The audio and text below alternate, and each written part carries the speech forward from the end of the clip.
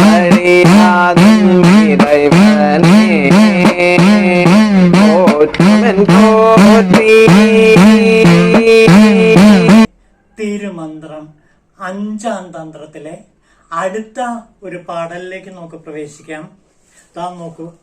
മുതൽ ഒന്നാമനായി തൻ മുതുകോട് കാല് വാലായി ചെവി തുമ്പിക്കൈ ശിരസ് ഉടലെന്ന് വകവകയായി നിജം പോലെ പലതായിട്ട് അന്ധന്മാരൻ ആനയെ കാണും വിധം ചിലർ ഈശനെ മാറി മാറി കാണുന്നു. ഇതാണ് തിരുമൂലദേവൻ പറയുന്നത്. മുതൽ ഒന്നാമനേത്തൻ മുതുകോട് കാലും വാലായി ചെവി തുമ്പിക്കൈ ശിരസ് ഉടലെന്ന് വകവകയായി നിജം പോലെ പലതായിട്ട് അന്ധന്മാർ ആനയെ കാണും. അന്ധന്മാർ ആനയെ കാണുന്നത് എങ്ങനെയാണ്? തപ്പി നോക്കിയിട്ട് കാലാണ് ആന എന്ന് പറയും. പിന്നെ തുമ്പിക്കൈ തപ്പി നോക്കിയിട്ട് തുമ്പിക്കൈയാണ് ആന എന്ന് പറയാം. വയറ് തപ്പി നോക്കിയിട്ട് വയറാണ് ആന എന്ന് പറയാം. സത്യത്തിൽ ആന എന്ന് പറയുന്നത് ഇതൊന്നുമല്ല. ആനയുടെ ചെറിയ ചെറിയ അംശങ്ങളാണ് തുമ്പിക്കൈയും കൊമ്പും അതേപോലെ വാലും കാലും എല്ലാം തന്നെ.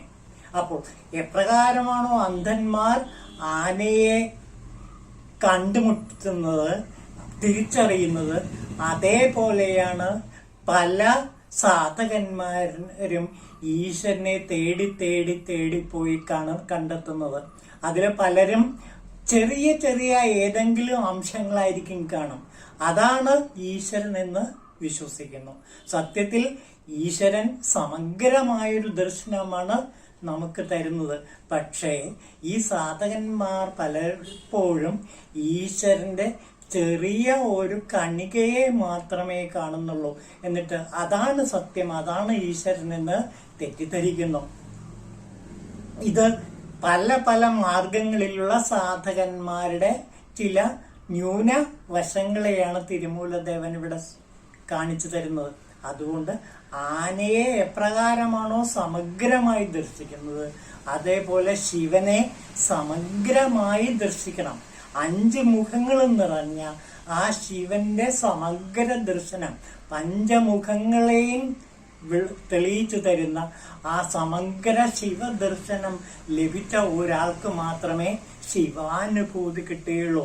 മറ്റുള്ളവർ അതിലെ ഏതെങ്കിലും ഒരു ശിവന്റെ ഒരു കണികയെ മാത്രം നോക്കിയിട്ട് ഇതാണ് ഈശ്വരൻ, ഇതാണ് ഈശ്വരൻ എന്ന് പറയുന്നു. ഇത് ശരിയായ മാർഗമല്ല.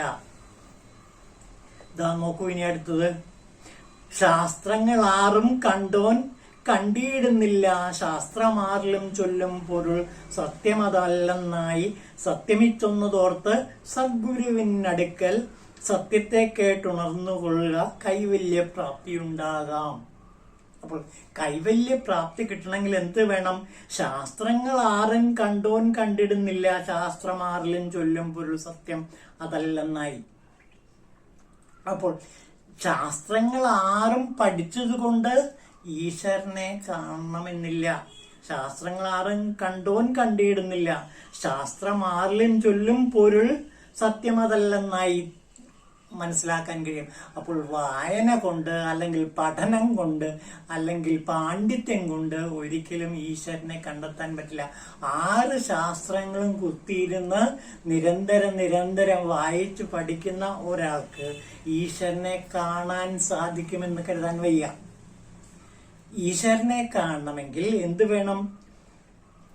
സത്യം മിച്ചൊന്നതോർത്ത് സദ്ഗുരുവിന്റെ അടുക്ക നിന്ന് സത്യത്തെ കേട്ടുണരണം.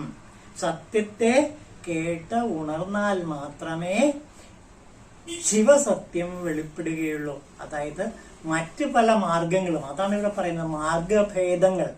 ഒരുപാട് മാർഗങ്ങളുണ്ട്. ഇപ്പൊ തന്നെ ഇതിൽ പറയുന്നില്ല, ശാസ്ത്രങ്ങൾ 6 ശാസ്ത്രങ്ങള്.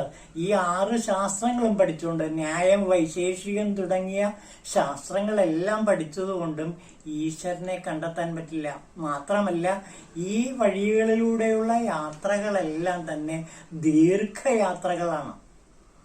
എന്നാൽ ശിവമാർഗം എന്ന് പറയുന്നത് വളരെ ഋജുവായ മാർഗമാണ്, എളുപ്പത്തിൽ സമ്പാദിക്കാവുന്ന ഒരു മാർഗമാണ്, ഋജുമാർഗമാണ് സത്യത്തിൽ ശിവമാർഗം. മറ്റ് പല മാർഗങ്ങളും ശരി തന്നെ, പക്ഷെ ആ മാർഗഭേദങ്ങളിലൂടെയെല്ലാം വളരെ വളരെ ദൂരം ചുറ്റി വളഞ്ഞ് അവസാനം ശിവദർശനത്തിലേക്ക് എത്തേണ്ടി വരും. അപ്പോൾ അതിന് സമയം കൂടുതൽ പിടിക്കും, പല പല ജന്മങ്ങൾ വേണ്ടി വരും. എന്നാൽ ഇവിടെയാകട്ടെ, ശിവമാർഗത്തിലാകട്ടെ വളരെ എളുപ്പത്തിൽ ശിവനെ സാക്ഷാത്കരിക്കാൻ കഴിയും. ഇതാണ് തിരുമൂലൻ ദേവന്റെ ദർശനം. അതായത് ഏറ്റവും ലളിതമായ മാർഗം, ഏറ്റവും ഋജുവായ മാർഗം ശിവമാർഗമാണ്. ശിവമാർഗത്തിലൂടെ ഈ സത്യ ലോകത്തിലേക്ക്, ഈ ശിവലോകത്തിലേക്ക് എത്തിച്ചേരാൻ വളരെ പെട്ടെന്ന് കഴിയും. അതായത് ഒരു ഷോർട്ട് കട്ടാണ് ശിവമാർഗം എന്ന്. മറ്റ് മാർഗങ്ങളെല്ലാം തന്നെ നീണ്ട നീണ്ട യാത്രകളാണ്. ആ യാത്രകൾ അനേകം ജന്മങ്ങൾ വേണ്ടിവരും. ഇതാണെങ്കിൽ വളരെ എളുപ്പത്തിൽ, ശിവമാർഗമാണെങ്കിൽ, ശൈവസിദ്ധാന്തമാണെങ്കിൽ വളരെ എളുപ്പത്തിൽ സത്യത്തിലേക്ക് എത്തിച്ചേരാൻ കഴിയുമെന്നാണ് തിരുമൂലദേവൻ ഇവിടെ പറയുന്നത്. ഈ ദർശനം തന്നെയാണ് മലയാളത്തിൽ ഒരു കവി കുമാരനാശാൻ സ്വീകരിച്ചിരുന്നത്. കുമാരനാശാന്റെ കവിതകളിലെല്ലാം തന്നെ ഈ ശൈവസിദ്ധാന്തത്തിന്റെ വലിയ സ്വാധീനം കാണാൻ കഴിയും. ഉദാഹരണത്തിന് ഒരു ഉദാഹരണം ഞാൻ പറയാം.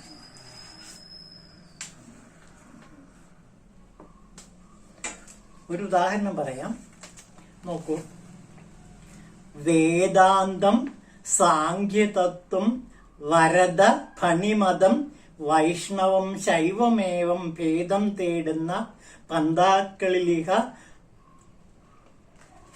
രുചിഭേദങ്ങളാൽ തിങ്ങിയൊന്നിൽ മോതാൽ പോകും ജനം. നിൻ കടലിണയിൽ വരും നേരെയാണോ വളഞ്ഞോ നീതാനല്ലോ സ്മരാരേ ശരണമിക നരർക്ക് അപ്പുകൾ കപ്തി പോലെ.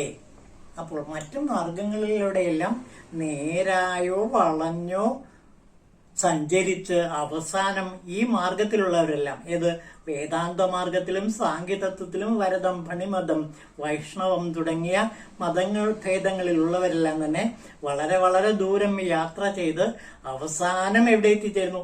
നീതാനല്ലോ സ്മരാരെ, സ്മരാരയുടെ അടുത്തേക്ക് ശരണമിക എത്തിച്ചേരുന്നു. അപ്പോൾ സ്മരാരനെ, ശിവനെ പ്രാപിക്കാൻ അവസാനം അവർക്ക് കഴിയുന്നു. അപ്പോൾ ഏത് മതം സ്വീകരിച്ചാലും, ഏത് മാർഗം സ്വീകരിച്ചാലും അവരെല്ലാം അവസാനം വളഞ്ഞു തിരിഞ്ഞ് ചുറ്റിക്കറങ്ങി അവസാനം ശിവമാർഗത്തിൽ തന്നെ എത്തിച്ചേരും. അതൊരു ദീർഘയാത്രയാണ്. എന്നാൽ നേരിട്ട് ഋജുവായി ഇപ്പോൾ തന്നെ ശിവമാർഗത്തിലേക്ക് പ്രവേശിക്കുക എന്നാണ് തിരുമൂലദേവൻ നമ്മോട് പറയുന്ന പ്രധാനപ്പെട്ട ഒരു കാര്യം. സമയം കളയാനില്ല.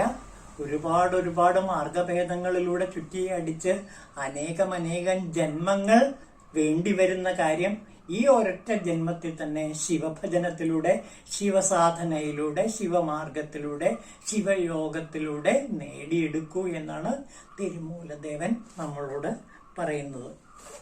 ഓം ശിവായ തിരുമൂലദേവായ നമഃ.